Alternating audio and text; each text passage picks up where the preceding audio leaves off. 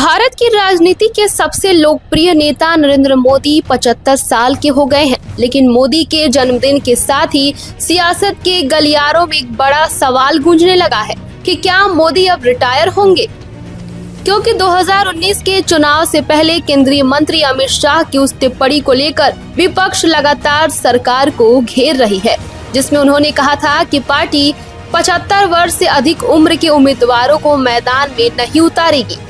वहीं दूसरी तरफ जुलाई में आरएसएस प्रमुख मोहन भागवत ने कहा था कि जब आप 75 वर्ष के हो जाते हैं तो इसका मतलब है कि आपको अब रुक जाना चाहिए।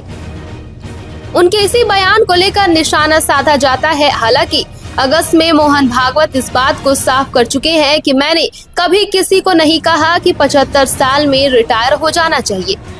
इस मामले को लेकर पीएम के जन्मदिन से पहले कांग्रेस नेता उदित राज ने कहा था कि प्रधानमंत्री नरेंद्र मोदी 17 सितंबर को अपने 75वें जन्मदिन पर इस्तीफा दे देंगे।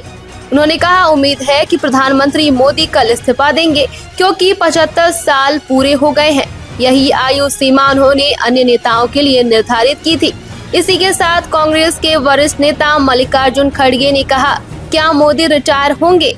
आरएसएस प्रमुख मोहन भागवत की जुलाई के दिए गए 75 साल की उम्र में नेताओं के रिटायर होने संबंधी बयान का हवाला देते हुए कहा कि इसी नियम का हवाला देते हुए मोदी ने लालकृष्ण आडवाणी और मुरली मनोहर जोशी जैसे वरिष्ठ बीजेपी नेताओं को हटा दिया था।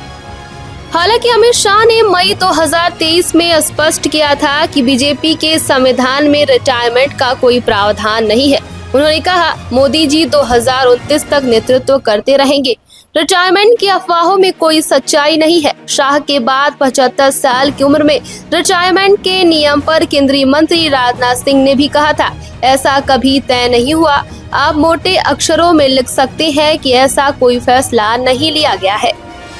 वहीं जब शरद पवार से इस बारे में बात की गई तो लालकृष्ण आडवाणी और मुरली मनोहर जोशी के जैसे क्या पीएम मोदी को भी सार्वजनिक जीवन में काम करना बंद कर देना चाहिए। इस सवाल के जवाब में शरद पवार ने कहा कि मैं कहाँ रुका हूँ, मैं खुद 75 साल का हूँ और इस मुद्दे पर टिप्पणी करना मेरा कोई नैतिक अधिकार बिल्कुल भी नहीं है। वहीं महाराष्ट्र के सीएम देवेंद्र फडणवीस ने भी कहा है कि मोदी 2029 तक प्रधानमंत्री ही रहेंगे। इसमें कोई परिवर्तन या उत्तराधिकारी चुनने की बात अभी तय ही नहीं हुई है। इस मामले को लेकर कई लोग ये सवाल कर रहे हैं कि क्या बीजेपी के भीतर कोई ऐसा नियम है कि 75 की उम्र के बाद नेता सक्रिय राजनीति से हट जाते हैं, या फिर ये विपक्ष का प्रोपेगेंडा और अफवाहें भर मात्र हैं। इस खबर पर आपकी क्या राय है, हमें कमेंट बॉक्स में जरूर बताएं।